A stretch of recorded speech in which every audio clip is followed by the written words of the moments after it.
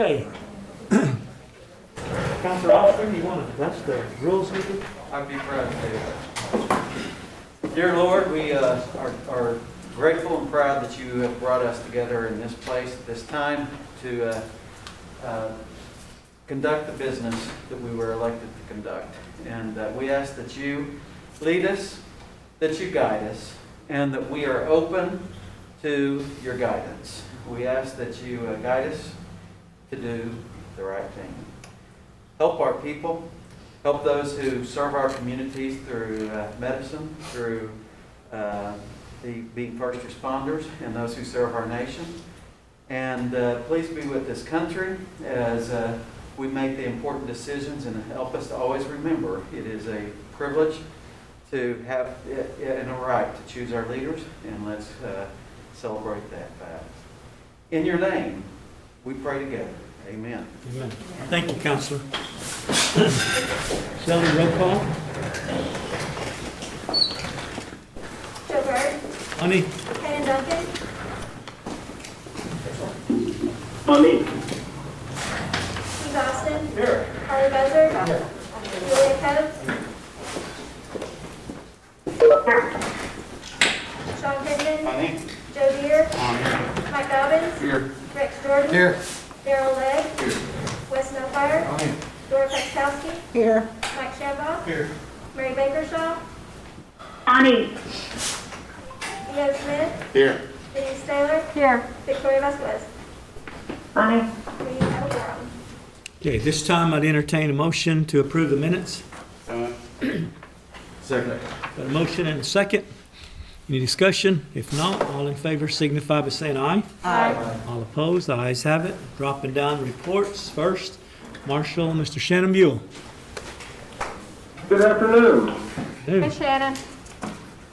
First of all, let me just say, besides the report, we have two individuals in background in human resources now for our two deputy marshal positions that we have open. We've selected two, and like I said, they're from background. With our background, it takes some time to get it completed, so we're just kind of in a holding pattern until we get that completed. And then we'll be putting them in the federal academy as soon as they get the backgrounds completed.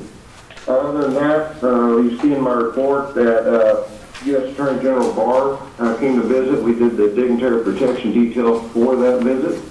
So that went as smooth as any visit from Washington, D.C. could go, I think. And now we're deep into finalizing any cross-step agreements that we don't currently have to get ready for our version of the Mcgirt decision. I met with the Oklahoma Highway Patrol first of the week, and they're ramping up quickly to get that cross Oklahoma Highway Patrol. We're trying to shore up all those cross steps and shore up our detention agreements for all the 14 counties. If there's any questions, I'd sure like to answer. Yes, Counselor Austin. Yes, Marshal, I'd like to thank you for having your department assist the community of Chelsea.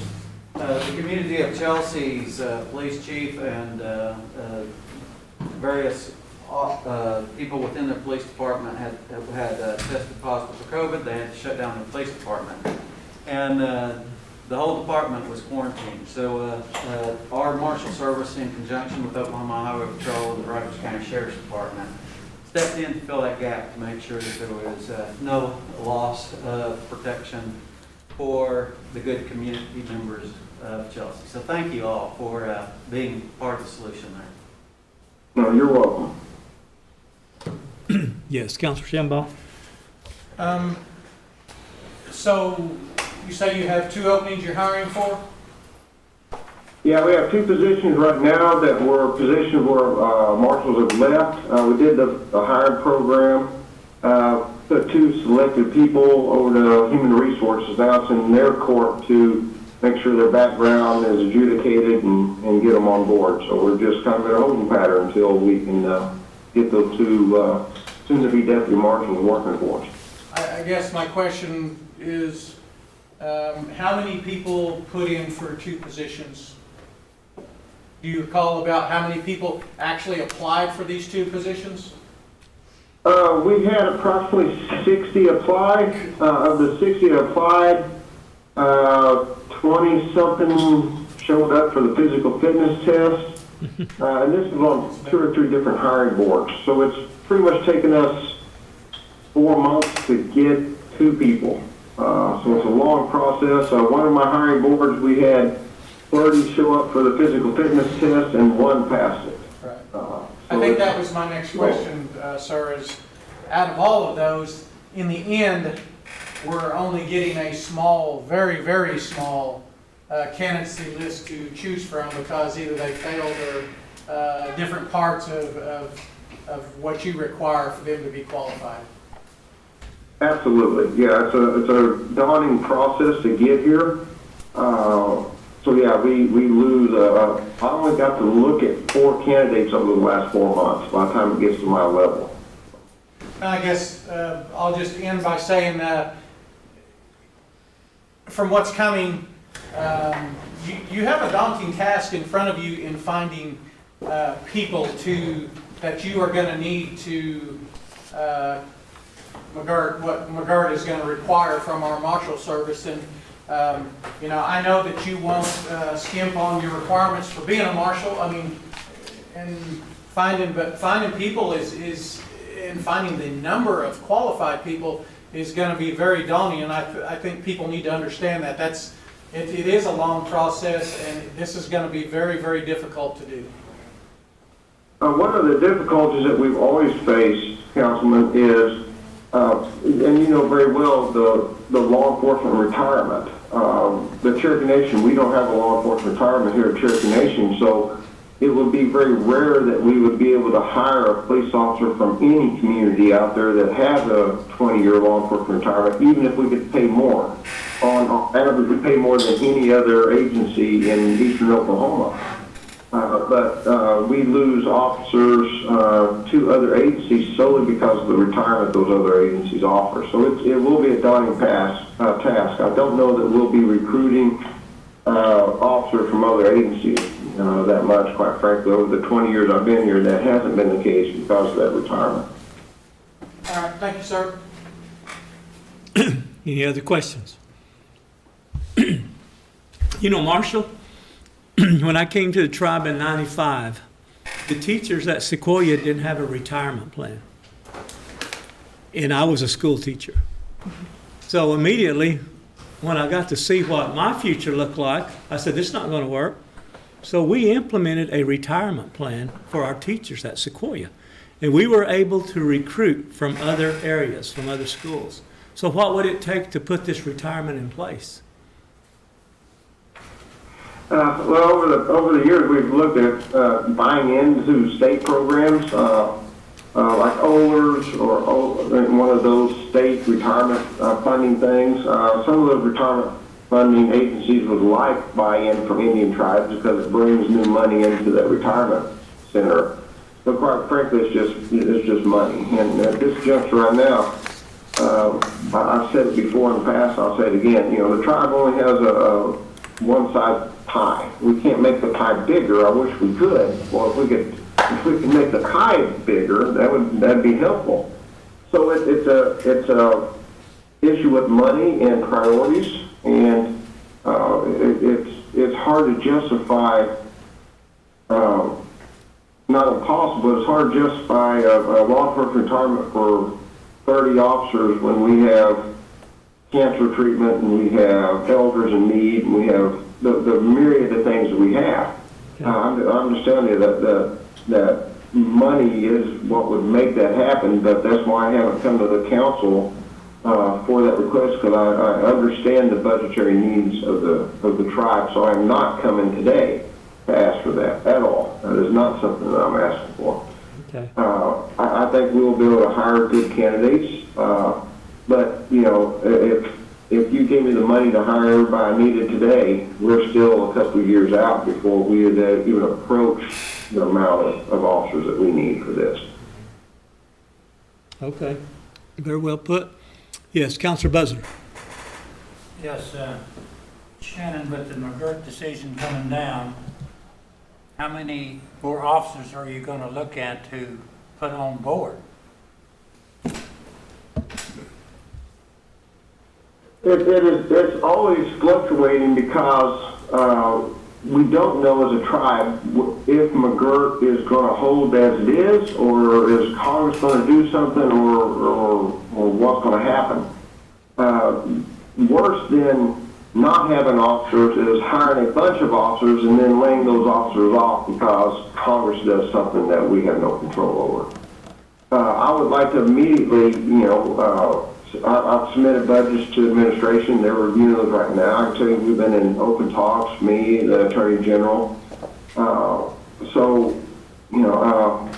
If Mcgirt stands and it's now the new law for the rest of the time, you're looking at a substantial, well, I do mean substantial money cost to the tribe. The commission should be getting you some documents on some of those costs. But it's not just Marshal costs, it's incarceration costs. Our incarceration budget averages about $30,000 to $40,000 a year, and has been for about the past 12, 14 years.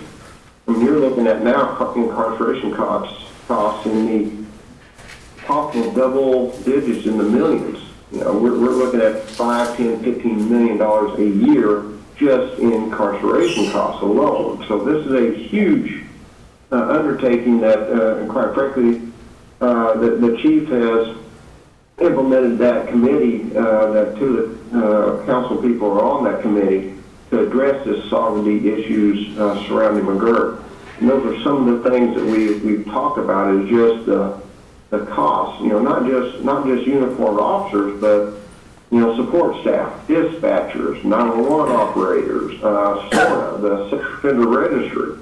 When Mcgirt hits here, we have estimates of, we'll have anywhere from 2,000 to 14,000 registered sex offenders that we will have to start watching. That's huge numbers. So we're actively involved in trying to balance what the tribe needs as compared to what the tribe can, quite frankly, handle. So we're currently doing that as we speak. Thank you. Councilor Quitman? I like what Speaker Byrd said about retirement. Now, are they allowed to participate in the 401k? Yes, they do, and I think most of my officers do participate in it. And let me say, the 401k that the tribe has is, quite frankly, state of the art as far as retirements in government entities. It's just lax when it deals with law enforcement, because law enforcement retirements, they do 20 years. They retire with about a $300,000 check in their pocket and 65% of their pay the rest of their life. I've been at the Marshals now 20 years in a month, well, 20 years and 2 months.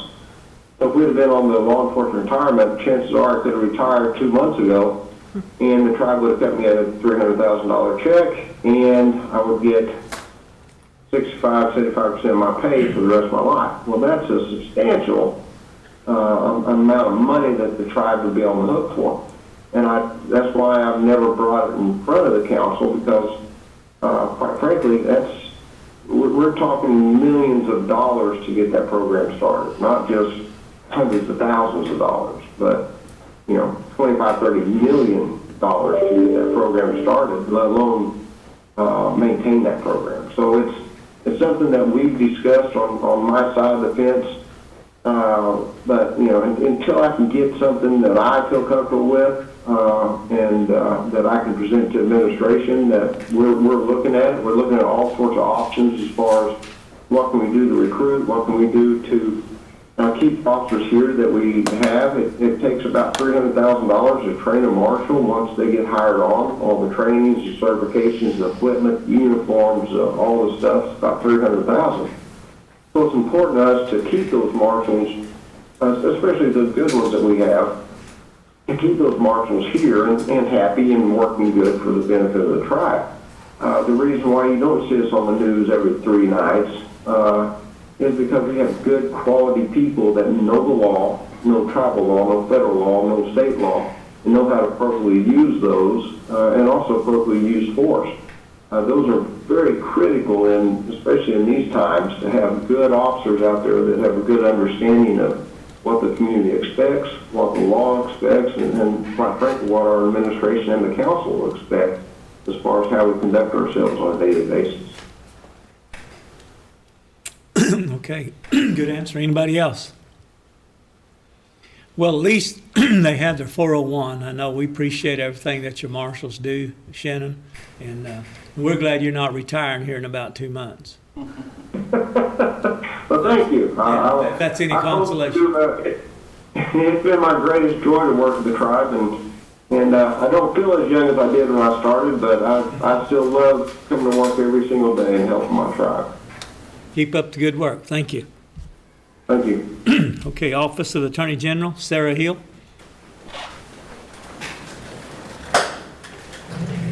Good afternoon. Hey, Sarah.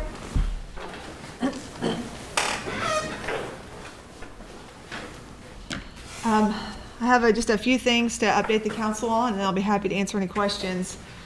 First of all, I'm proud to give my very last update on the gaming compact dispute with the governor's office. As I informed you previously, the district court, the federal district court dismissed or granted our request that they determined that the compact's automatically renewed for a subsequent 15-year term.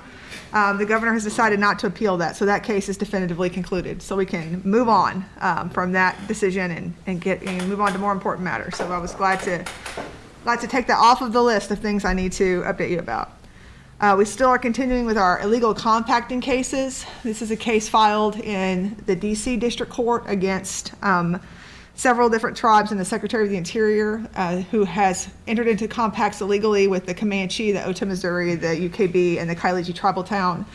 That lawsuit is proceeding. It's a federal lawsuit, so it's going to take some time to move on through. But there's no really big updates in that case except that it's continuing. The other case that we got a ruling on in the last month was in the UKB sued one of our district court judges over a decision that was made in a child welfare case, sued us in federal court. That case was dismissed on our motion over the last month. In that case, the UKB had argued that the Cherokee Nation was not permitted to have tribal courts because of the Curtis Act, among other things. And so the Cherokee Nation, our office, without assistance from outside counsel, put on a defense of that, and the judge found that, in fact, the Cherokee Nation was permitted to have tribal courts. The Curtis Act did not prohibit that, which is not unexpected news, but always good news to hear from the federal court. So that case has been dismissed. I understand that the UKB is planning to appeal that, so we may be back at the 10th Circuit on that issue. The other, of course, all-consuming task in our office has been preparation for Mcgirt changes in cases. The remand cases have been continuing. We've been arguing those. Chrissy Nemo and I have done all of the oral argument all over the reservation on that issue. We've been to Craig, Rogers, Muskogee, Delaware, Washington, and Tulsa counties, making the argument on the Cherokee Nation's reservation. We've received 2 positive rulings now, one from Craig County and then another one from Delaware County. So that's 2 of them that have gone. After those decisions are made, then of course it goes back to the Oklahoma Court of Criminal Appeals, who ultimately have to rule on those decisions. But both of the decisions from the district courts indicated that the Cherokee Reservation had been established and had never been disestablished, which of course is correct.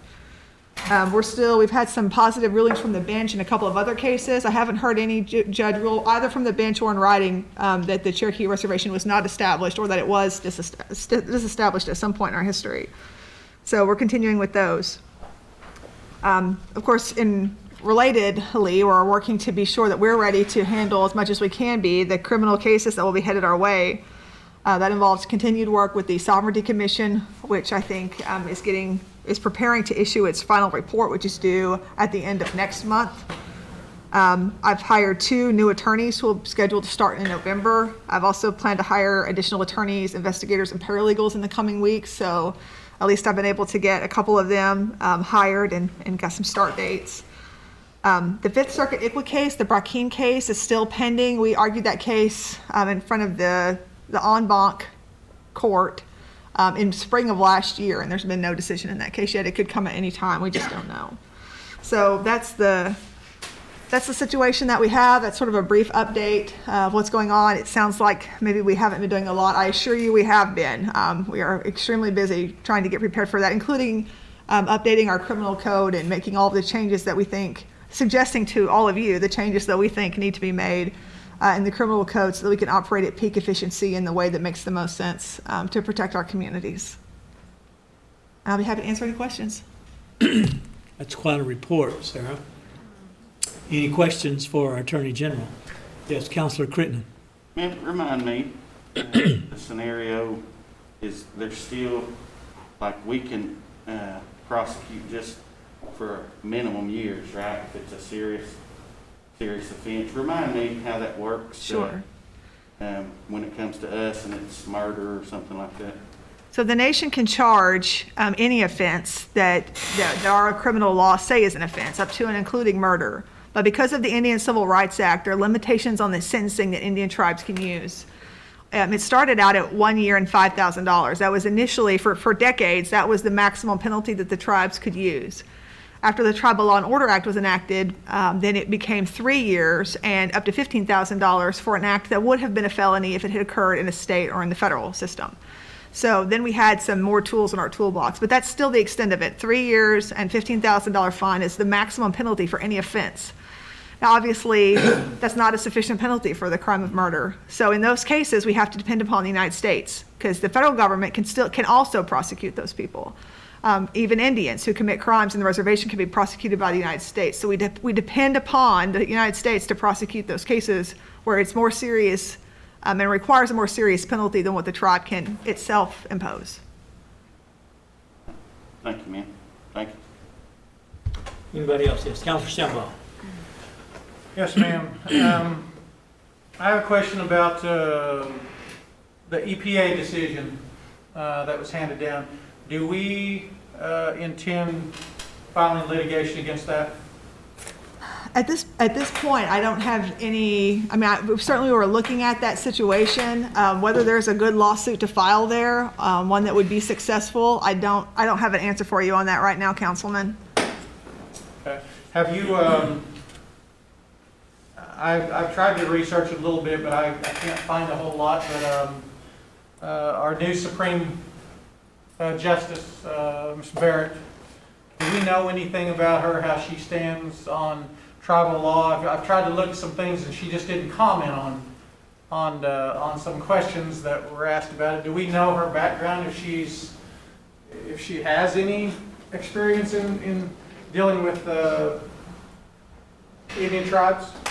To the best of my knowledge, her experience with federal Indian law is extremely limited. But that's the case for nearly every person that's ever been appointed to the U.S. Supreme Court. Justice Gorsuch was one of the few that's ever been appointed that had any real experience or background dealing with federal Indian law issues. So it's certainly it's not that much different than any of the others that are appointed to that court. But as far as I know, she's got no substantive federal Indian law experience. Okay. Thank you. Anybody else? Yes, Counselor Deere. How many more attorneys are you going to be hiring for your office? I probably, based on my initial look at it, I think I need at least 4 more just to deal with the onslaught that we expect. I've got a lot of other attorneys in my office now that I can temporarily put on criminal law issues to help with that. So I think we can probably get by with a few less than that up front. But actually, everyone in my office was busy prior to Mcgirt because the wheels still turn. They have all the other issues that always come up that have to be addressed. I can put some of those things on the back burner and say, listen, I'm sorry, we can't deal with those issues right now. But eventually, all of the departments of the nation still need legal advice. So we can do some, I don't know what the phrase is in COVID, where they bring all of some surge capacity. I can do a little bit of surge capacity for a while, but I have, this obviously, I think we can't expect that, should Congress decide to do something, either helpful or hurtful, they're not going to do it quickly because Congress just doesn't usually do anything quickly. So I think we have to be prepared for the long haul. And to do that and to continue to do a good job for the rest of the nation, I think I need at least 4 more. So they should reach out to you directly, or? We'll post them and they can apply. And we had a pretty good group of applicants. I had 2 Cherokees and I hired both of them. But I didn't see all the other applicants that come along. So if there are people that are interested, keep an eye out. They'll be posted. When they post, they can apply. Because I do know there's a couple of Cherokee lawyers out there that are interested. So I'll send that info over to you. Yeah, I didn't see them in the last batch that I got, because I think I hired all of them all the. This one's all the way from Arkansas, so. Well, I guess we could consider an Arkansas Cherokee. Well, the problem is that she drives back and forth. She lives over here, but she works over there in one of their Sarah's district cow. courts. No, by all means, have him or her apply. Yeah. That's all I had. Yes, Councilor Buzzer. She's funny. Yeah, Sarah, in Delaware County a while ago, and I've had several people to comment on it. And I really don't know, well, I'm not telling them anything. And kind of walk us through part of what's going to happen is, I'm sure that she'll be held in jail. And then more than likely, it sounds to me like what you were saying, will probably go to a federal court. So. That's the scenario. I mean, there's lots of different potential scenarios. In that case, that's a serious case. That was a manslaughter case. Paralysis is the name of the defendant in that case. She crossed the center line. She had methamphetamines on her. She killed a woman who was driving the other direction. It was I think a woman from Bartlesville. It's a terrible case. There are a lot of cases like that in Cherokee Nation. Those cases, so that crime occurred. The issue that arises is one of statute of limitations. So in the federal system and in all court systems, it's not permissible to bring a case after a certain period of time has passed. And that has to do with due process and stale evidence. It's not considered good practice to let a case sit for 10 years or 20 years and then file it. They should be filed when there's evidence. So in the federal system for non-capital crimes, typically the statute of limitations is 5 years. So if the incident occurred more than 5 years ago, the United States may not be able to prosecute that case. And that has happened already in the Creek Nation, in the serial rapist case that they had out of Muskogee, where the United States tried to file the case, but then the federal court said, no, you're outside the statute of limitations, and this case can't be prosecuted here. There are cases like that that are going to come up. And those people may not be held accountable for the things that they did. It may not be possible to hold them accountable. And it may be possible for the tribal courts in some instances to file those cases instead. But it's going to be an issue. Statute of limitations is going to be an issue. Now, will the statute of limitations apply to tribal court as well? There is a statute of limitations in the tribal court. And there are different ways that the statute of limitations could be extended for those crimes where the statute of limitations has not yet run. And there are other different possible avenues to give us the best arguments that we can give ourselves on statute of limitations, because it's my intention, any opportunity where justice can be done in tribal court, then we will bring that case. But that doesn't mean that I will be able to if our law is not consistent with what we need. So we'll make the best arguments that we can to hold all of the defendants accountable for their crimes. But there may be situations that arise that people are able to get away without serving the full sentence they would have otherwise had to serve. Anybody else? Real quick. Go ahead. Pardon my ignorance on the law. Now, the thing that gives us just the maximum sentence, right? Now, what's the name of that? It's the Indian Civil Rights Act. Indian Civil Rights Act. Yes, sir. And who, if anyone, could change that?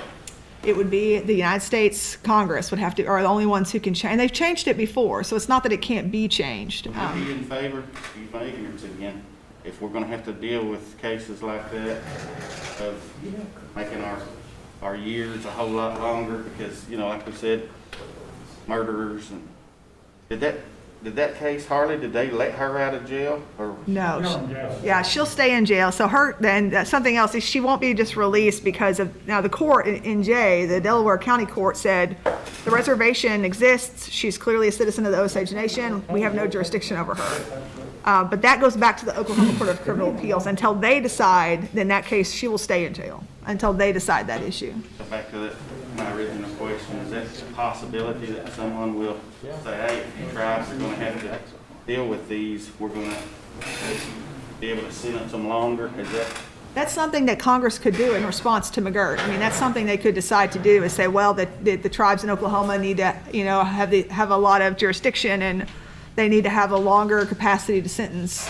And all tribes would, that wouldn't just apply to us, of course, it would apply to all Do you tribes. see us pushing that?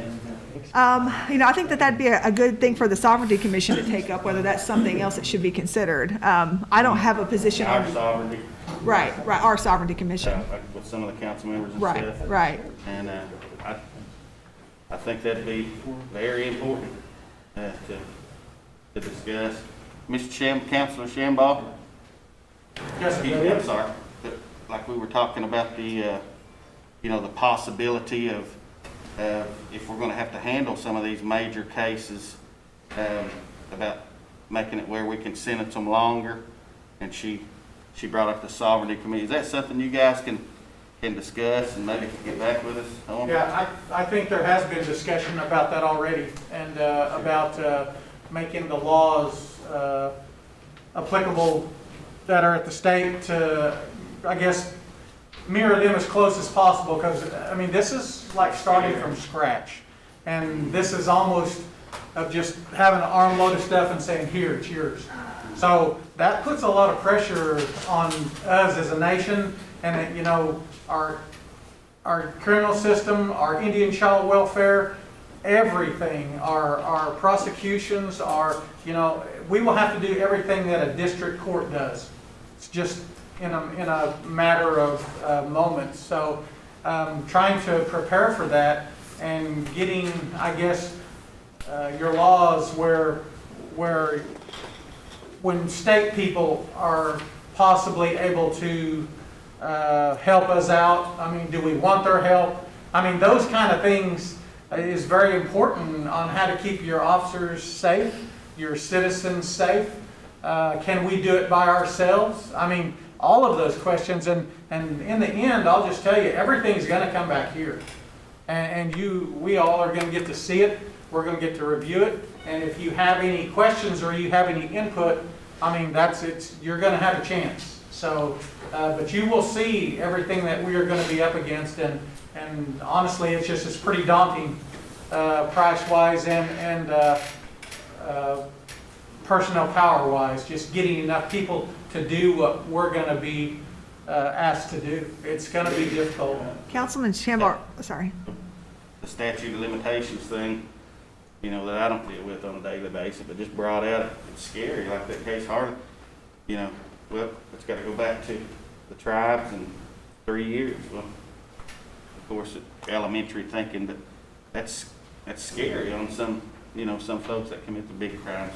Thank you, thank everybody. But if I could add, but state law, there are some holes in state law, and especially with statute of limitations and things like that. And if we are able to adopt, learn from their mistakes, and we adopt it as our own and make it better. Because there's some things like in sex offenders law, just real quick, that the jurisdiction starts from the time of the crime. In state law, well, if it started from the time of discovery, because this could be going on for a long time, but it starts from the time it started, not from the time you found out about it. Well, if you could change that from the time you found out about it, then a lot of times, sometimes you may have 20 days to get everything done and it can't be done. So we can learn from some of the mistakes that they have made and make our system better, I think. Thank you.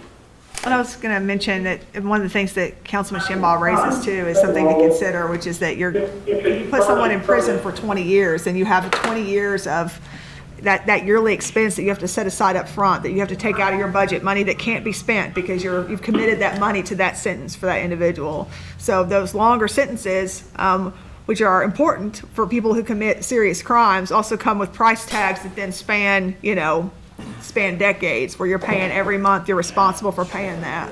So that ends up being something that starts out, it's something that's foreign to us because we've never had detention on this scale before, but something we would need to price in.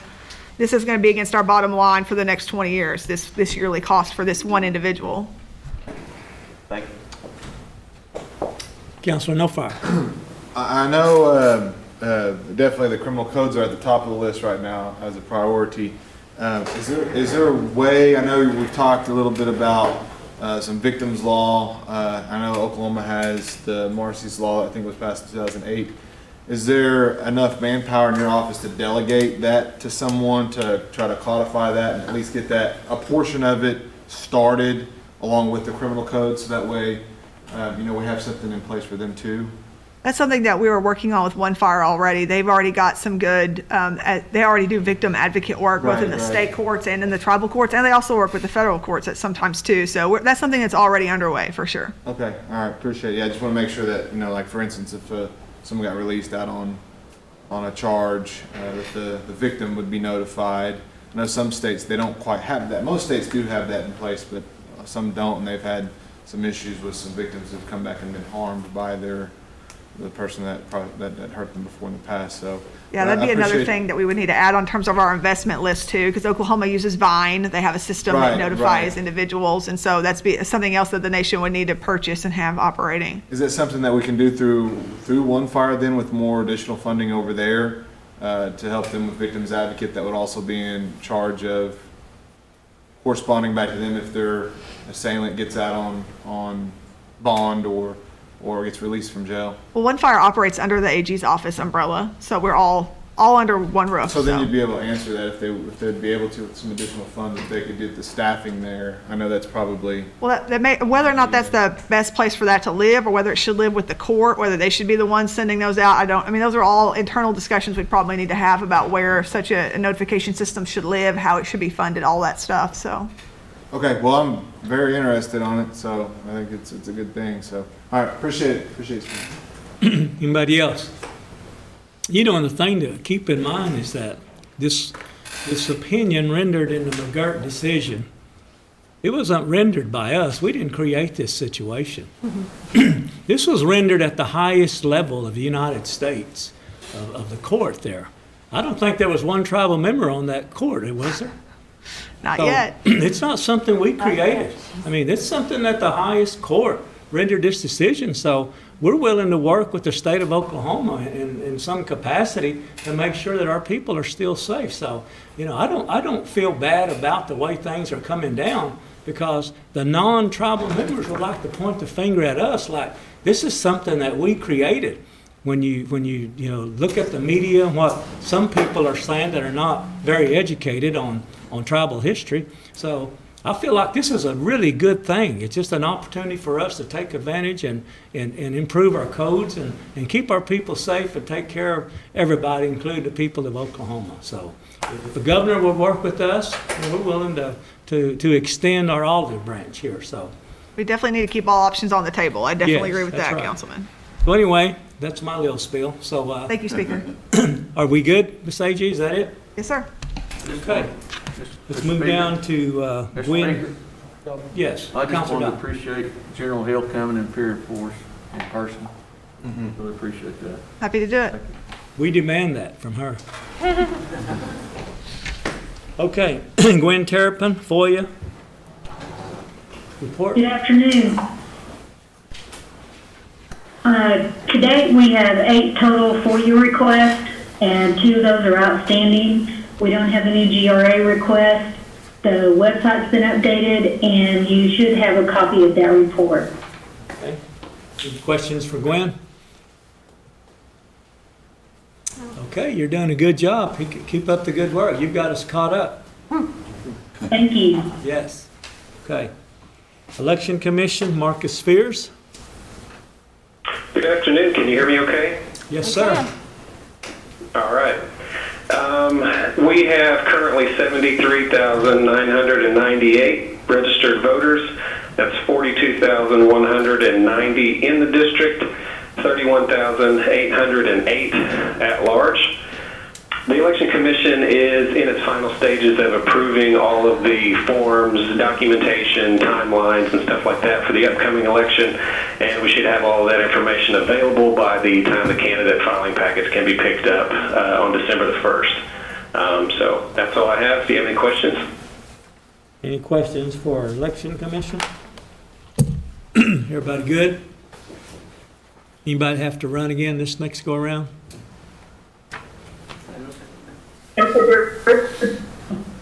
Okay. All right, thank you very much, Marcus. Tax Commission, Sharon Swepson.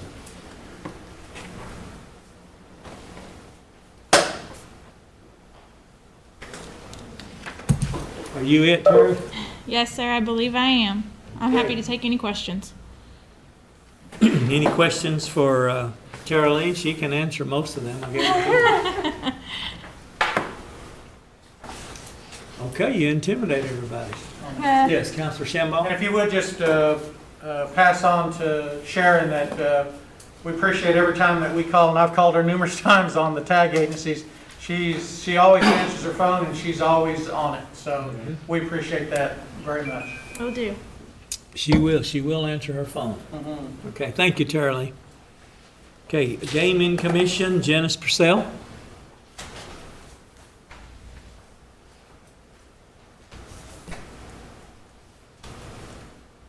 Oh, she's on there.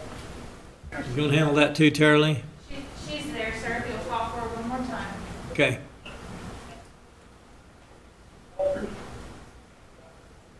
Janice Purcell, are you there?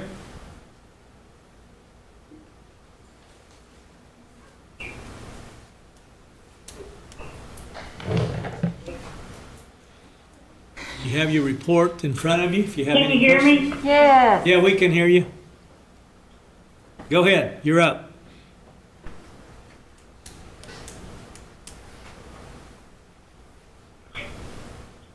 Hello?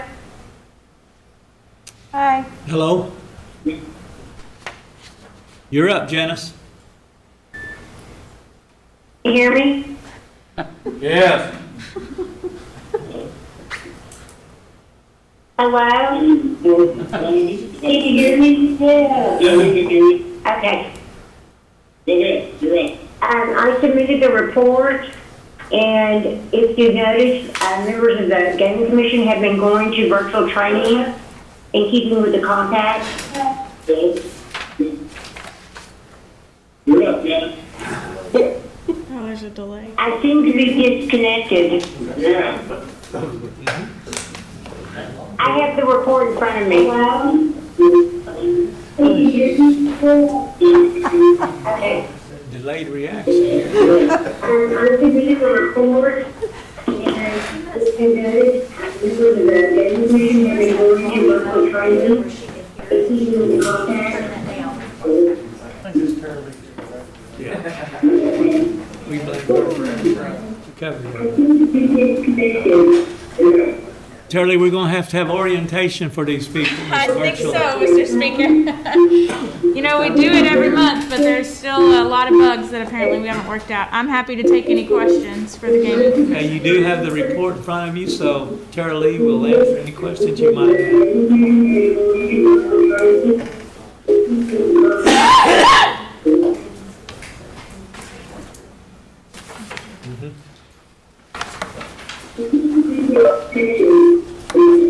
You're going to have orientation for these people.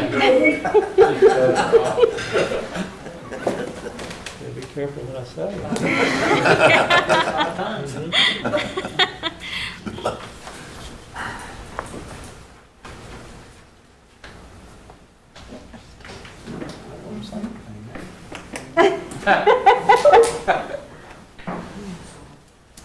Okay, what's up, Tara Lee? Is that it? That's it for me, sir, unless you have any questions. Okay, so we do have orientation set up for these people that are learning this virtual responsive here, okay? I will make it a priority, sir. Okay.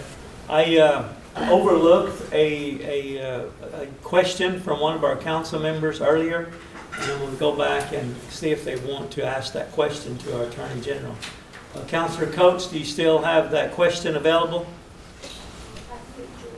Actually, it was for Mr. Sears from the Election Commission, but I do want to say that I also unmuted and tried to speak, and I apparently wasn't heard. So with Ms. Purcell, it may not be so much a problem of, it may be a technical problem that's going on, because I also wasn't getting through. But thank you, Mr. Speaker, for calling on me. Yes. If Mr. Sears is still there, I was just curious about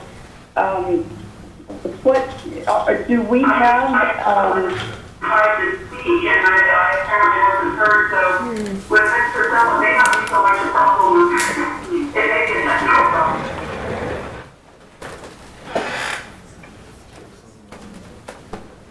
I'm sorry. sorry, I'm getting a lot of feedback on my phone even at this point, so I'm sorry, I was hearing myself speak there.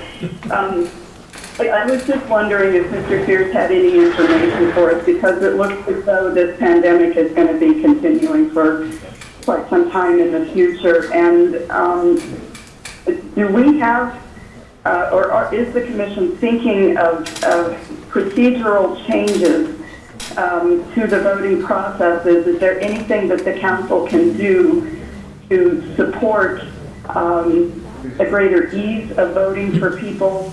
And if our mail delivery continues to be questionable, are there educational things or, just processes that we can maybe adapt to ensure that people do get the chance to vote?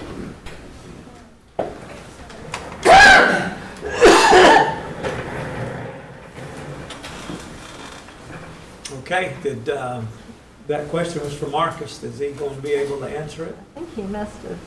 Did he answer it? I left. Oh, yes. Yeah, he's still with us.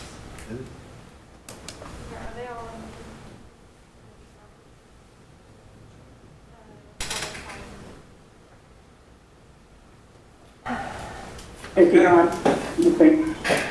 Okay, let's move on down then. Marcus is there, so Marcus is on the line. If you Okay. call for him, he can hear us. Marcus, are you ready to answer that question? Maybe he's not. Maybe he's not.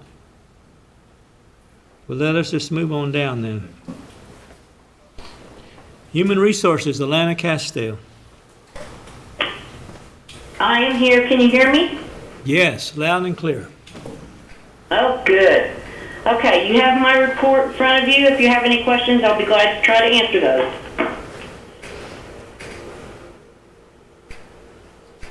Any questions for our Human Resources?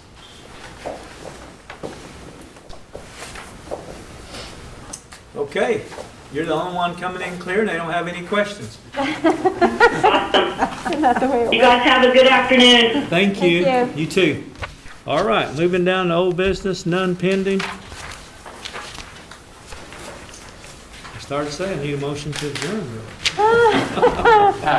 Mr. Speaker, Yes.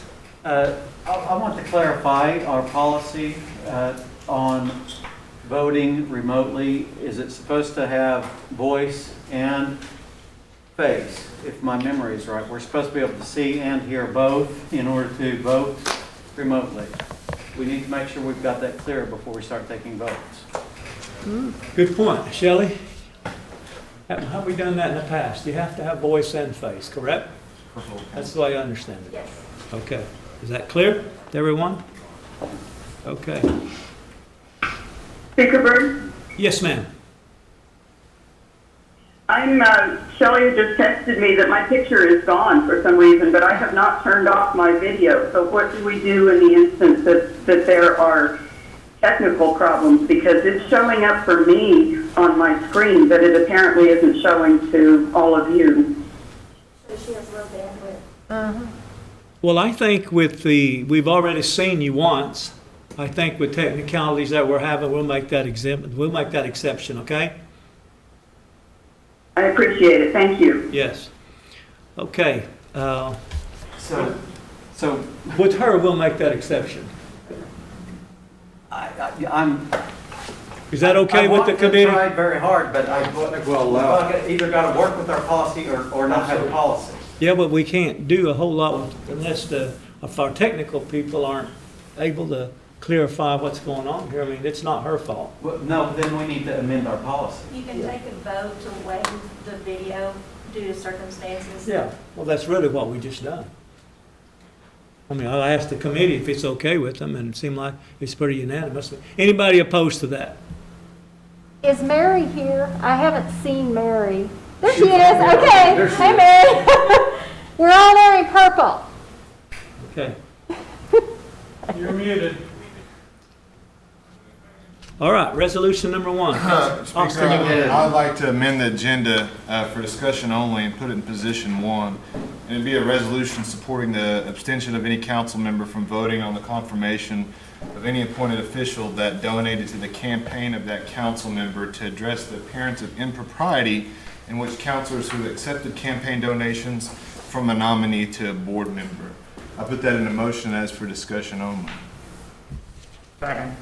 Got a motion and a second to amend the agenda. All in favor, signify by saying aye. Aye. All opposed? Aye. Get a roll call, Speaker? Yes. Can we get a roll call vote on that? Yes, we're going to. Mary Baker Shaw, Yes. E.O. Smith, No. Denise Taylor, No. Victoria Vasquez, No. Keith Austin, No. Harley Buzzard, Yes. Joe Bird, No. Julia Coates, Yes. Sean Crittenden, Yes. Joe Deere, No. Mike Dobbins, Yes. Shannon Duncan, No. Rex Jordan, No. Darrell Legg, No. Wes Snowfire, Yes. Dora Petzkowski, No. Mike Shambaugh. Yes.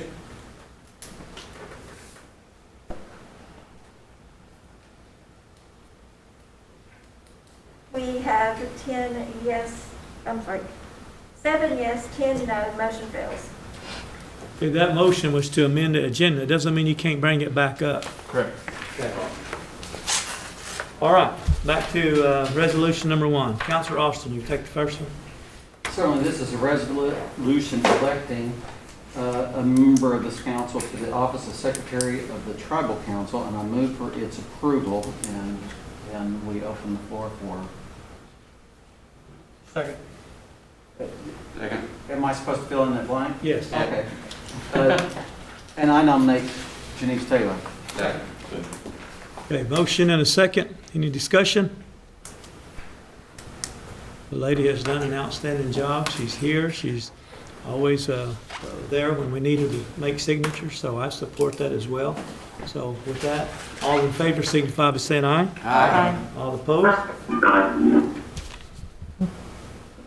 Resolution number 2. Counselor Taylor, would you take that? I would like to confirm the nomination of Tim Landis as an editorial board member of the Cherokee Phoenix. Second. Second. Motion and second. Any discussion? If not, all in favor signify by saying aye. Aye. All opposed? Okay, No. 2. I had 2 days. Yes. Speaker Bird? Yes, ma'am.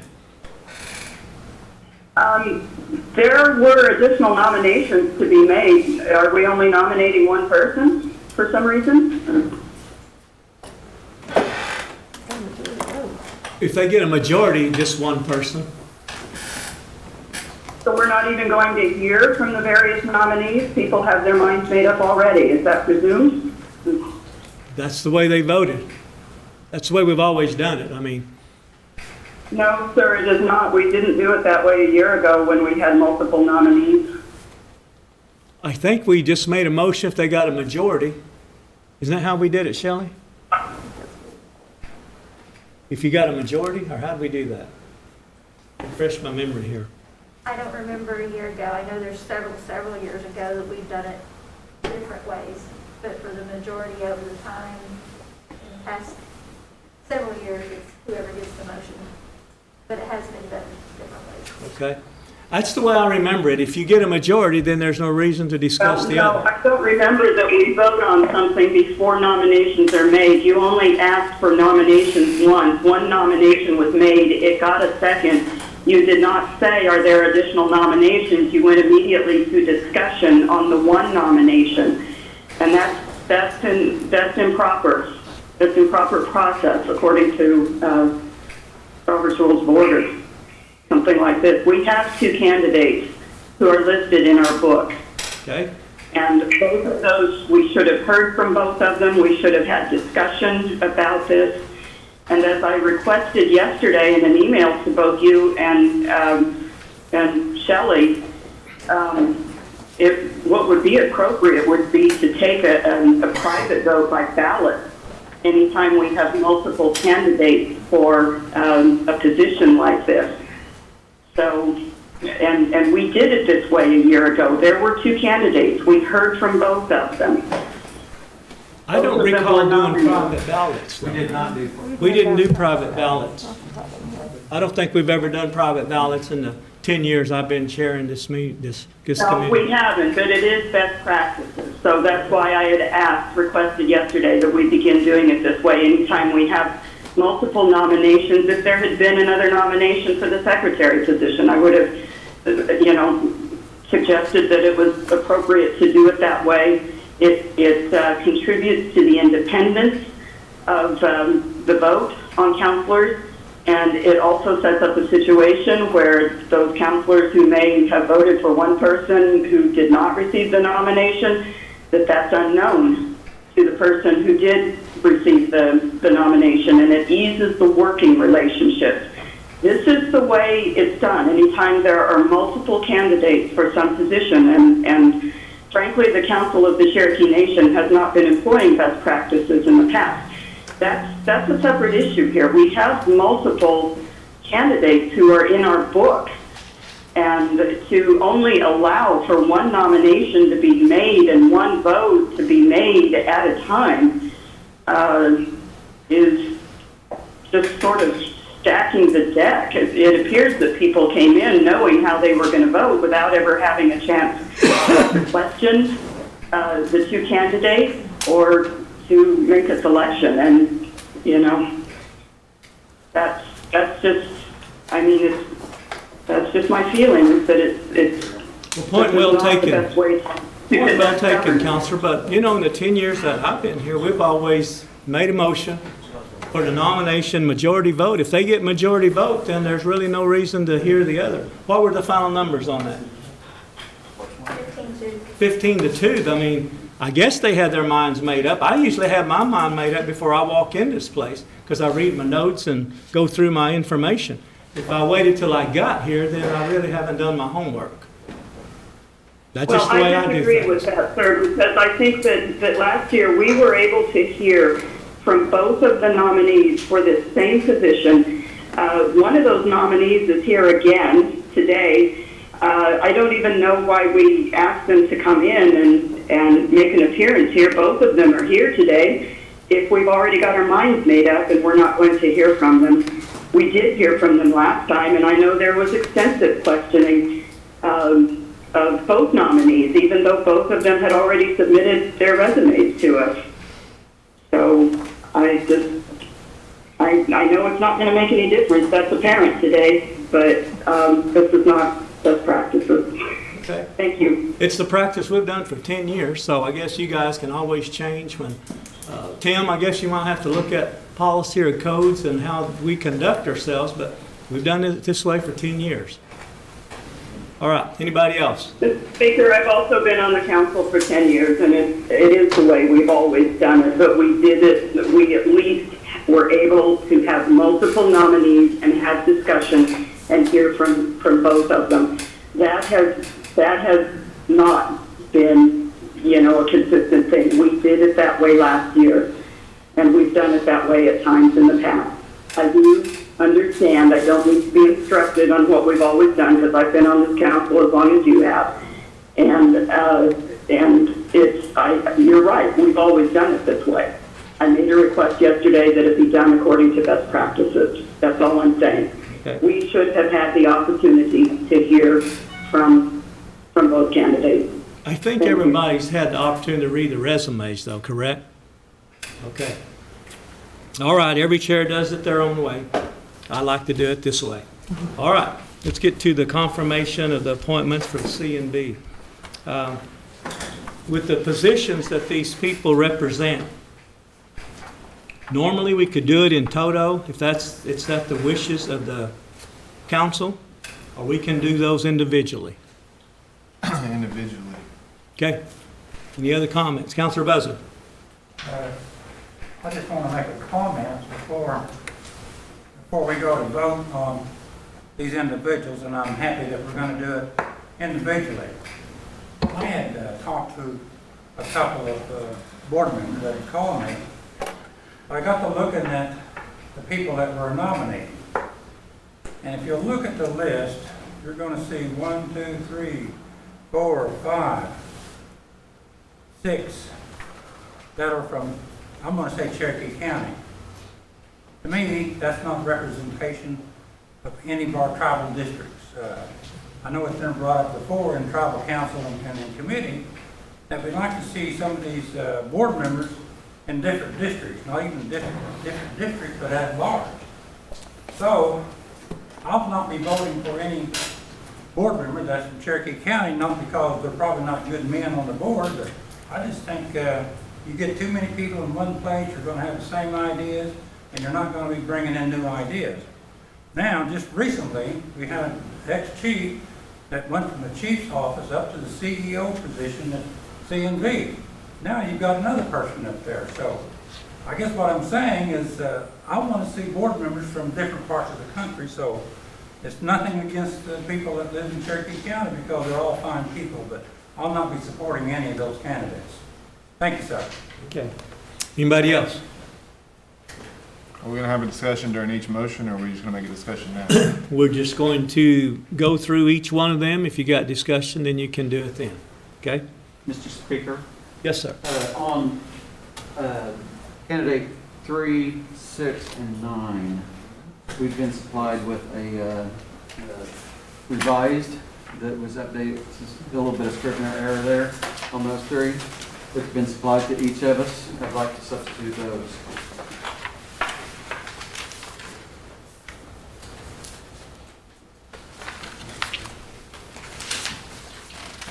Would you explain what those changes were? Tara Lee, are you available? I am, sir. Would you? Is it the dates? Why don't we just start with resolution number 3? Counselor Jordan, would you take number 3? Sure. This is a resolution confirming the reappointment of Michael Watkins as a board member of Cherokee Nation Businesses LLC. And I put that in the form of a motion. Got a motion and a second. Any discussion? Discussion, Mr. Speaker. Yes, Counselor Nofire. I think I obviously don't see anyone on the line, and I don't see any of the board members here to be questioned about whether or not their performance is adequate enough to be reappointed. But one thing that is needing to be mentioned on this, and why it was so important to try to get a amended agenda on here for discussion, was because of our pay-for-play politics that goes on in our tribe and our statutes that we have, specifically in Title 28, under the resolution of conflicting issues not defined by state. We have Section C, which states that in situations not defined by our statutes, any question of whether or not a conflict exists with regards to a member of our Cherokee Nation Council would be resolved by a majority vote of the membership of the council, and that determination will be made in public. The reason why I bring that up is there is a majority of our council members that have received contributions from the nominations from these board members, and it's not just $1,000 here or $15 here or $500 donation here. It is very specific. It is a $1,688.33 donation to these council members. It's so specific from the board members and from these executives. It is the appearance of a PAC donation to influence our council's vote on these nominations. It's to reseat them in a position in exchange for money. That's what the money was given to those council members before. And it is against our ethics. It compromises our integrity of how we operate as a council, and we cannot even take the individualized vote on which council member that received those donations. If it was a conflict of interest for them to take that donation and then cast a vote, the council cannot vote that's a conflict of interest because the other council members took those same donations. So it becomes a compromised council. And so the only thing left for me to do in regards to all these nominations, because every single one of them, it's the same $1,688.33 donation to where you have to go, man, there was definitely a coffee talk going on how to keep control and power over C&B. And it also crosses the board members into to the executive positions over there. So the only thing that's left for me to do is to ask you as council members to have received those contributions to recuse yourselves from voting here today, because it's a clear conflict of interest that you accept a donation and you're going to cast a vote for that approval. And that is what I hope that we as a collective body of councilors are willing to do. And that's what I have to say, Speaker. Okay. Tim, you got a comment on that? I think, ultimately, the council member is entitled to his opinion, and I think that this is definitely an area that can be interpreted in multiple ways. As the council member and I discussed, this is probably an area that needs to be addressed through legislation. Okay. And that would specifically address these potential conflicts. But ultimately, it's the appearance of impropriety that needs to be talked about, and ultimately, this council is the decider of what the laws of the Cherokee Nation are to be, and they vote and they decide. So. Well, I would maybe add one thing, Mr. Speaker, if I could. Okay. I think that if you're making an allegation that someone is appointing someone to a board because they made a political donation, that's a crime. And that's something that requires evidence and testimony from people that think a crime occurred. Making political donations to candidates in the United States is something that a lot of citizens do for a lot of different reasons, because they care about the elections that are going on. If there's a specific allegation that someone is accepting money in exchange for an appointment to a board, I would think that person who has that information, that evidence, would need to bring that to the attention of people who can do something about it. And because, Attorney General, our employees are scared to speak up. And last time I checked, I know you're influencing and making a statement here on behalf of the Attorney General's office under the Principal Chief. This is the council chambers. So I'm not saying you committed a crime. What I'm saying is that you have been affected by money to cast a vote for these board members. That is exactly what is being done with such a specific number. This is not $2,000. It's not a round number. It's to the penny. That's how specific it is. So somehow that's... No, that's it. That's it. There's no reason for you to speak anymore. This is the council chamber. I'm done speaking. Sure. Thank you. But you can speak if you're asked to speak, okay? Yes. Okay, back to resolution number 1. We had a motion and a second. All in favor signify by saying aye. Aye. All opposed? No. Okay. No. How many is? All opposed, raise your hand. 2. We can't see But Julia. Julia's not on there. Roll call. Julia, you and Mary Baker and Counselor Vasquez, how you vote? Yay or nay? Haman's on there too. Haman. Yay. Okay. Mary Baker Shaw. Yay. Okay. Counselor Coates.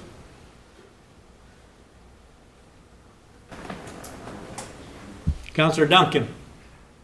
Yes. Okay. 3 yeses. Okay, resolution number 4. Counselor Dobbins, you want to take that? Resolution confirming the reappointment of Buck George as a board member of Cherokee Nation Businesses LLC, and put that in the form of a motion. Second. Motion and a second. Any discussion? All in favor signify by saying aye. Aye. All opposed? The ayes have it. No. Okay, 1, 2. 2.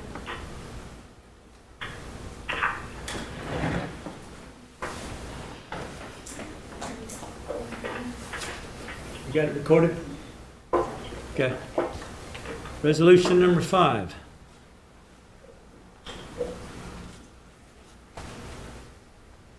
You want me to take it, Speaker? Yes, would you please?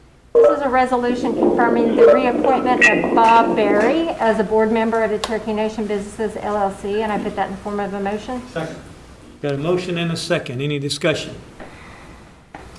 All in favor, signify by saying aye. Aye. All opposed? No. Okay. George.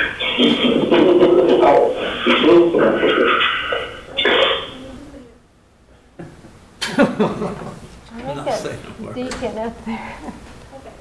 We have Deacon Turner up there, and I think some of the other board members are on there too. I think there's some of these phone numbers. Yes. Yeah. Okay. There.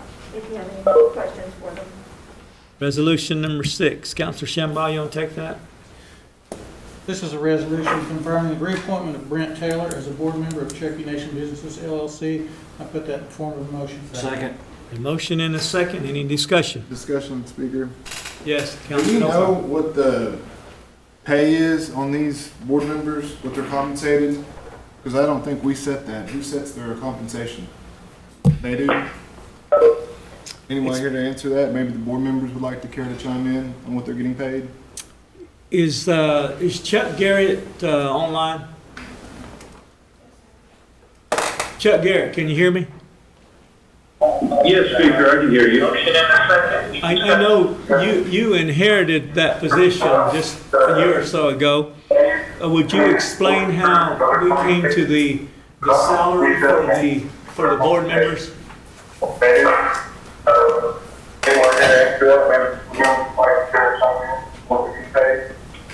Is Chuck Garrett online? Yes, Speaker, I am. Chuck Garrett, can you hear me? Yes, sir. Somebody. Yes, Speaker, I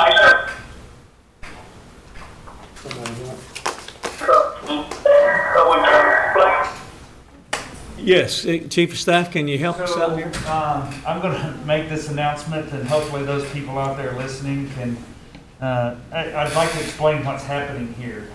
A lot of these folks that are trying to join in and participate in this meeting are also watching it and streaming, since we're streaming that on YouTube. So you get a 15-second suggest that anybody that's participating remotely terminate that YouTube stream so that they can act and interact live. There will be about a 1 to 2 second delay, but not a 15-second delay. And that's what's causing our technical issues with those participating remotely today. Thank you.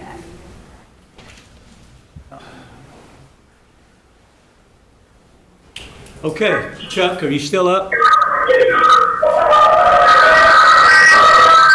Speaker, I don't think we even have to wait for Chuck Garrett because our ENF, Denise Taylor's married to one of the board members, and I'm sure she could explain the compensation that they receive on the board if she'd like to go ahead and discuss that with us today. That's a direct deposit, and I don't even see that check. Okay. I can tell you this, it hasn't changed in all the, I mean, they've never had a raise, those guys. Well, I'm sure they get a percentage based off of income each quarter, No, each year. I don't know that, and you're suggesting that you know that too. I don't know that. I've never seen their policies of what they're getting. It's like all our other boards, it's a set amount. We don't set it, who has control over it? Who sees it, who knows it? Even the Phoenixes try to suggest getting it, and they don't have it. We probably could get it as council members if you can make it proprietary information. I wouldn't want to get that information and go share it to a competitive tribe. You have to be real careful when you're digging into that area there. I do know that they don't get a percentage of the revenue there. It's a set amount. I'd say it's probably not much different from what we do here. And it's based on how many committees that you're on, and it's based on if you're chairing certain committees. I do know that. I know that's a vague answer, but we can get that information, but we have to keep it proprietary. Okay. Could you help us with that, Todd? Okay. All right, let's move on down here. We haven't voted on this. We haven't, but we were on Bob Berry? On Taylor.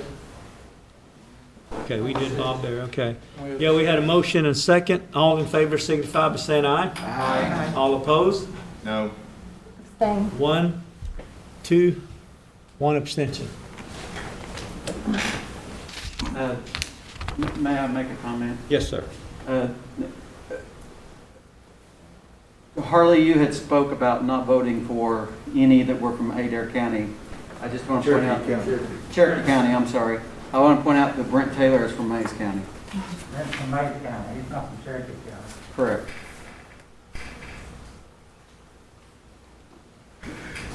Okay, resolution number 7. Counselor Smith, will you take that? You bet. A resolution confirming the reappointment of Gary Cooper as a board member of Cherokee Nation LLC. I put that form in motion. Second. Got a motion and a second. Any discussion? If not, all in favor signify by saying aye. Aye. All opposed? No. 1, 2. 2, Shelley. Okay, resolution number, I don't believe we're getting the at-large voters to count. I don't think I'm hearing the at-large voters voting on this. Mary Baker and Victoria Vasquez, I heard them, and I don't know if Counselor Coates is still on there or not. Counselor Coates, are you on there? Yes, I'm here. If you don't hear me say no, then I'm not saying no. Okay. I will say no if I mean no. Okay. She says no. Okay, there we go.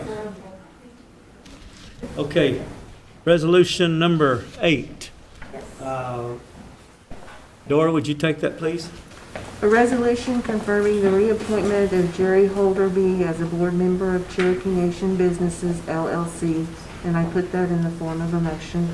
Second. Got a motion and a second. Any discussion?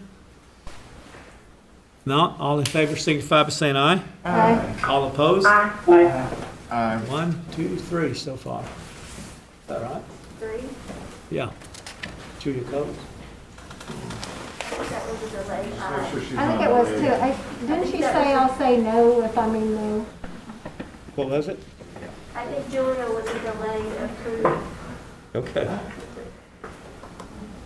I am voting yes.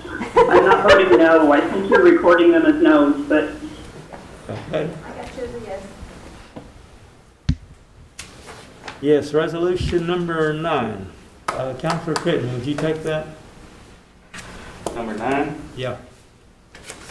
resolution confirming the reappointment of Deacon Turner, board member of Cherokee Nation Businesses, LLC. Put that in the form of a motion. Got a motion and a second. Any discussion? I point out he resides in Colorado. At-large vote. Okay. All in favor signify by saying aye. Aye. All opposed? Aye.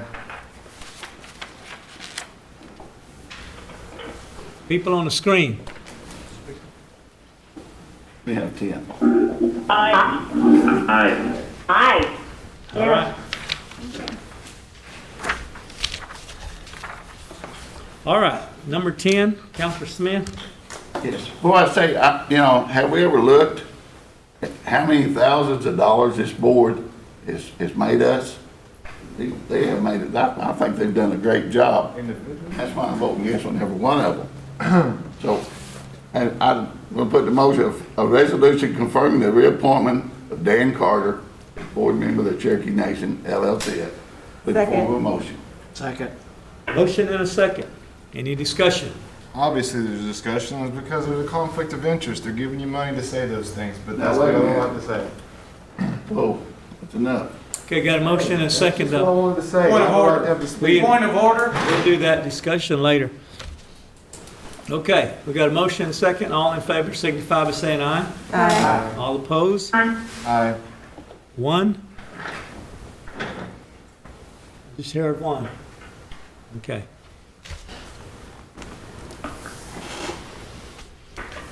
Resolution number 11. Counselor Deere, you want to take that? Yeah.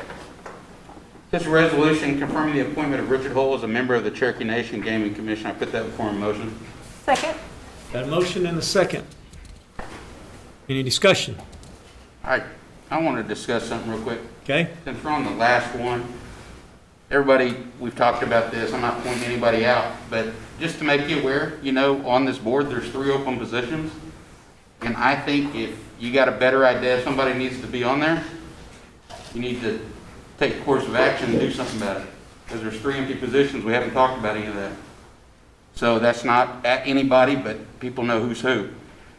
Second thing, with that, I think they're right about the money, that's fine. I wasn't one of those.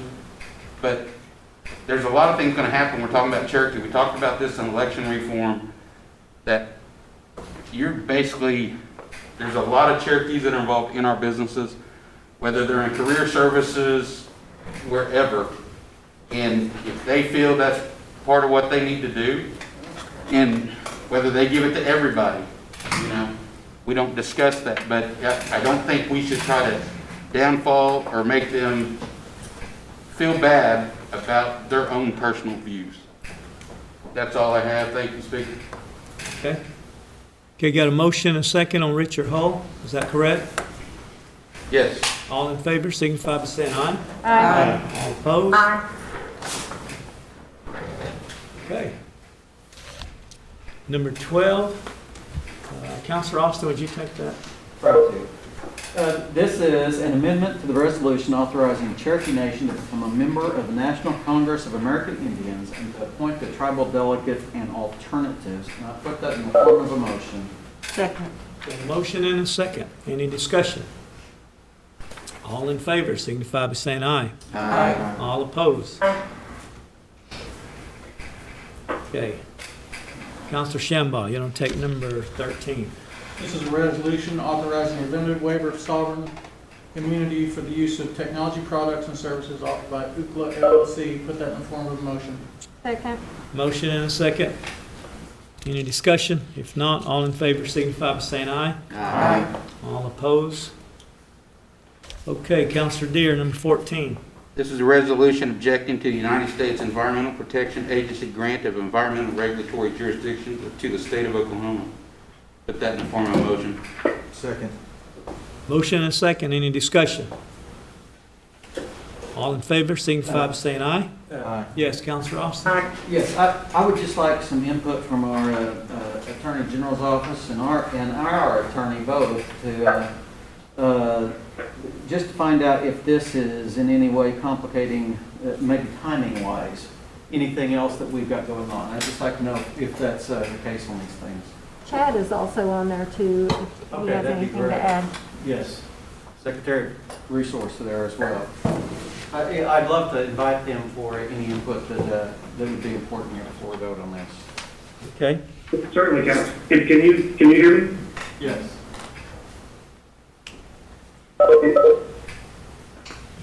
Can you hear me? Mm-hmm.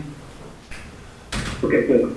Yeah, so, this resolution unfortunately reflects the position we've taken on this issue up to this point. I mean, this is a pretty old law that's been on the books for a while. We've known about it, and when the EPA took this action, we objected to it, and we've continued to maintain that objection. Right now, we're still exploring, all options are on the table. I think that with the consensus that we've been building with other tribes, this impending election could change the landscape and inform, what our next steps are going to be. So we should have some clarity coming soon, hopefully, when this election passes next week.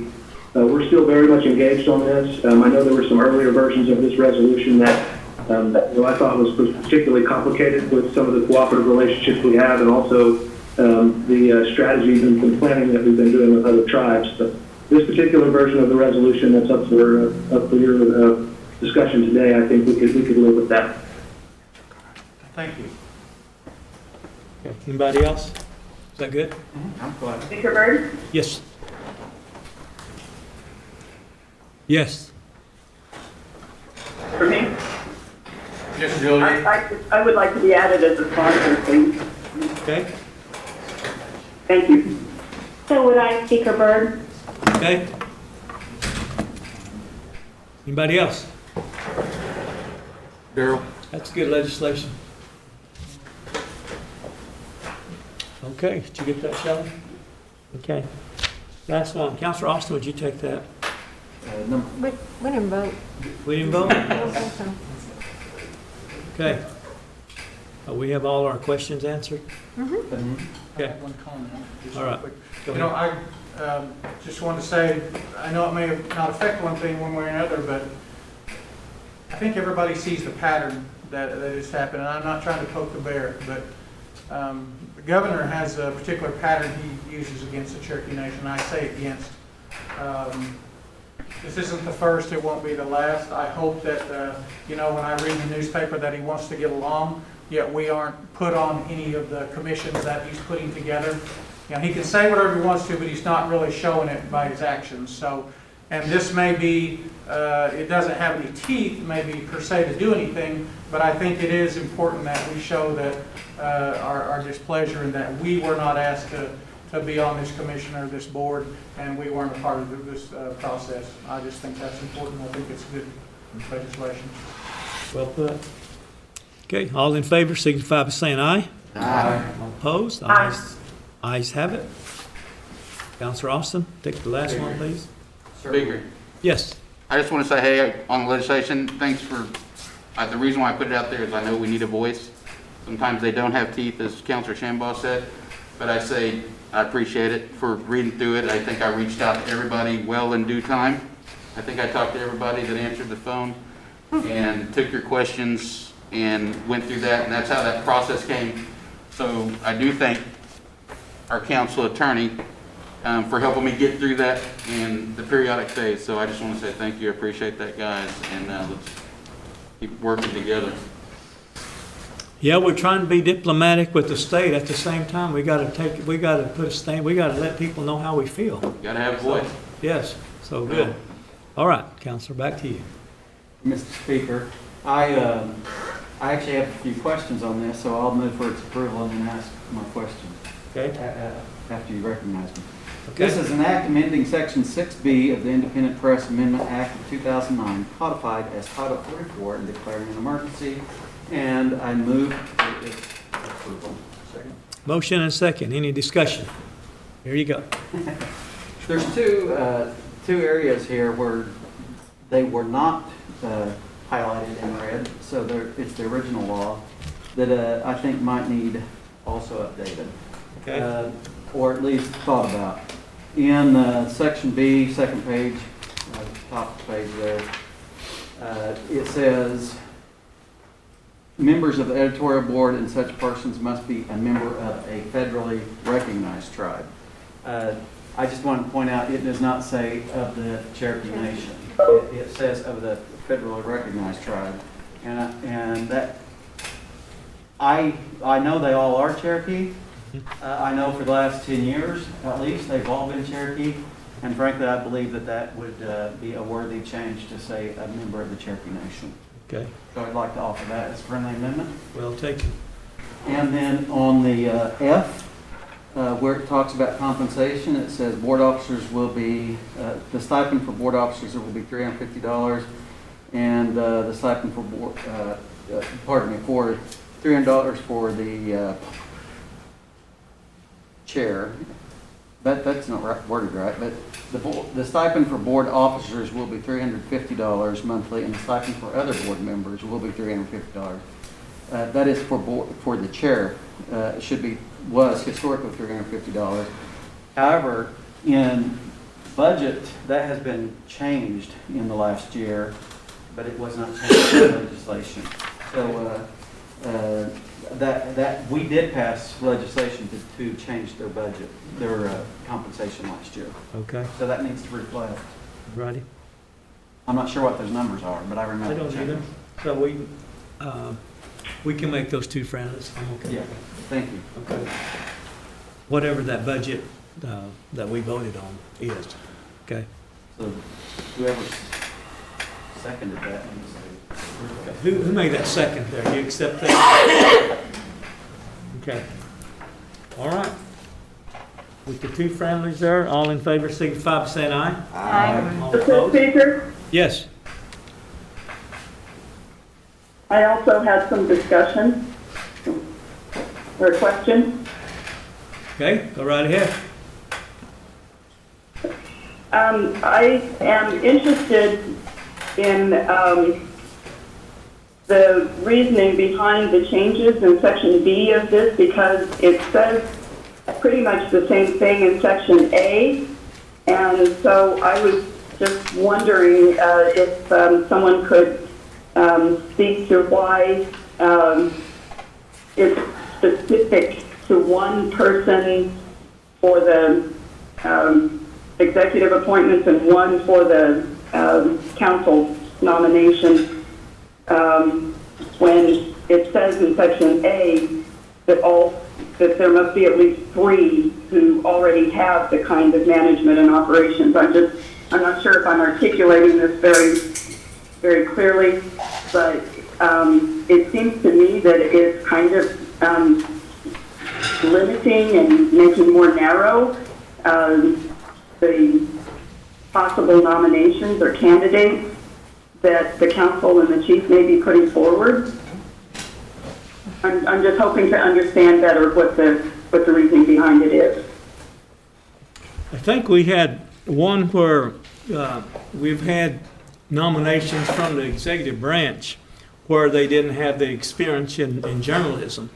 And so they were doing the nominating without non-experience and not leaving that council the latitude to put someone on there without journalism experiences. That's the way I read it. So I thought, well, we need to make it where they can't have. I point out we don't have anybody on our editorial board that has journalism experience. We've got people with PR experience, but journalism is a different thing. And if that's what they want, then I would suggest maybe inserting the word journalistic in front of publications in section A.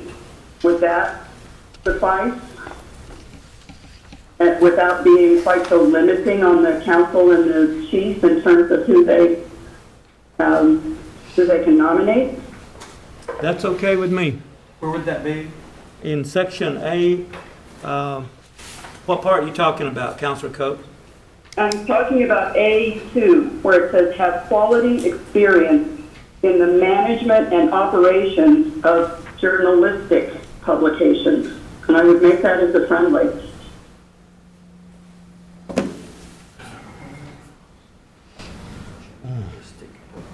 Can you, as the one who introduced the bill, can I speak? Sure. Can you clarify to me your interpretation of journalistic? I'm trying to, what's that accomplish? Journalism is, in my understanding, was the question to me or? Yes. Okay. In my understanding of it, of speaking with people who are investigative reporters, they actually do investigative work. Oftentimes, it is not simply a matter of writing feature stories. Journalism has a set of ethics that reporters need to adhere to. It requires verification from multiple sources. There are just a number of different things that make the press different from public relations. And so when we're talking about our newspaper, this is the reason, I think, for having people with a good and deep understanding of those journalistic standards, which one would get if one has worked in a press situation, in a management or editorial position. It's a little bit different from public relations kinds of publications or academic publications, or they've all got kind of different standards. But when we're talking about an editorial board for a newspaper, those are usually the standards in my conception of it. Speaker Byrd? Yes. Councilor Coates, in Speaker Byrd's draft here, it says operations of publications. It doesn't say anything about public relations. So wouldn't journalism be, isn't that within the area of publications? No, it isn't specifically. I mean, there's a whole range of publications that are out there. As I said, there are academic journals, which are publications that have a very, very different standard from journalism. There are public relations publications that have a very different standard from journalism. So there's a lack of specificity to this that yes, ma'am. That's either if we're talking about our press. Yeah, that's kind of what I was getting at. I feel like that is all inclusive. When it says management and operations of publications, that's all inclusive of any type of publication, journalistic, academic, whichever. But academic publications don't adhere to journalistic standards. Public relations publications don't adhere to journalistic standards. But when we're talking about a newspaper, when we're talking about a press, that's a very specific kind of publication and a very specific kind of standard that, newspapers are generally required to meet. That's my point. I got you. I understand. I just have to respectfully disagree because it specifically, it doesn't say specifically academic publications or public relation publications. It just says publications, which to me would be all inclusive of all the above, academic journalism, all of them. I know Councilor Austin served on that board before. I think. What do you think on that, Councilor Austin? Well, May I respond first before we go to Councilor Austin, because you were kind of dialoguing with me. The thing I need to respond to that is just that it's only requiring 3 have journalistic experience if we make that specificity. So there would still be room for people with public relations and academic experience. It's not requiring that all 5 have it. It's only requiring that 3 have it. But what's happened is that our editorial board right now, we do not have a single person on our board with journalistic publications, experience in journalistic publications, or a degree in journalism, or a background in journalism specifically. Everyone on our board right now is in public relations, business, HR, etc. So that's why I'm kind of saying it would be good to actually require journalists on our board. Okay, I'll shut up. Yes, ma'am. I do want to clarify though that Mr. Landis that we confirmed today was a journalist for Tulsa People, Tulsa World. He's been a journalist, contributing journalist for the Cherokee Phoenix. It's all there in his resume as well. I did want to point that out. Feature writing, and the degree is in communications rather than journalism, and so that's what I mean. Journalism has different standards, and although people may do feature writing that appears in journalistic publications, the feature writing that they tend to do doesn't, it tends to be not really what qualifies as reporting under journalistic standards. Okay, Councilor Shambaugh. Go ahead. Can I finish? Because Yeah, that was I thought you were actually gonna started finish. out with my question. Okay. Just to wrap up. Just to clarify, Christy Sturgill has many years of journalism. She's on the board. Tim Landis has a great variety of journalism, currently with Tulsa People magazine, covering the news and events of the greater Tulsa area, and he does a stellar job of it, as a matter of fact. To not call those people journalists is just not accurate in my take, and I think that's part of the issue, is we each get to interpret what we mean when we say a word. And I think the word just complicates this legislation and does not give us the leeway we need in order to decide who goes on this board. Okay. Councilor Shambaugh, do you still want to make comment? Just very quickly, I'll just say I agree with what Councilman Austin says.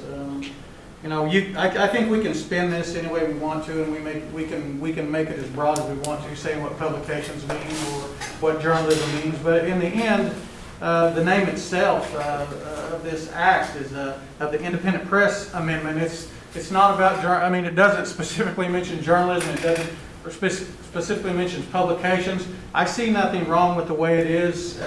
I just think the problem is the way it's being interpreted. And I think we do have good people. I just think that it would actually degrade this to change it, in my view. Okay. Do you accept you made 2 friendlies, correct? Yes, I made 2 friendlies. Okay. All right, we ready to vote? What's the status on Julia's friendly? You did not accept the friendly. Not accepted? Okay. All in favor, signify by saying aye. Aye. All opposed? No? Did you get that, Sam? Okay. I think that concludes our meeting. Any announcements? Councilor Smith? Yes, on your desk this morning, it's a bright spot.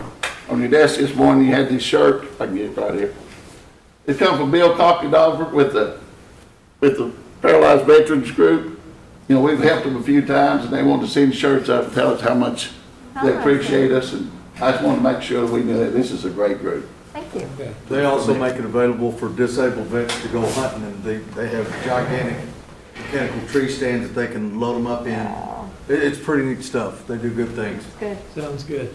Good bunch. Councilor Creighton? Yeah, I know there's certain circumstances where we need it, but add me to the list that any able-bodied department, you know, if they're 62 or older, surely there's a younger person that could report. Just a couple people's made their voices known on that, and add me to the list of, you know, the presenters, if they're able-bodied. I'd like to see them here, and I know that's not my decision to make, but I'm on that list. Thank you. Okay, anybody else? Okay. Speaker Byrd. Yes, Councilor Shaw, go ahead. You know, I have to say this. We are in the middle of a pandemic, like it or not, and on top of that, we are in a second wave. And I am surprised Councilor Crittenton, who has tested positive for COVID-19, would say that. And I think that we have to think about the safety of our citizens, the safety of our people. That has to be paramount with council. And I adamantly disagree with him.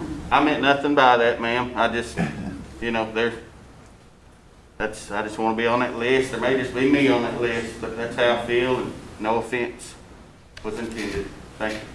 No offense taken, but I think we cannot afford to become lax in the safety of our people. That is something we cannot do. Agreed. If none of us would have been here today and we'd all been on that video though, we wouldn't have had a meeting.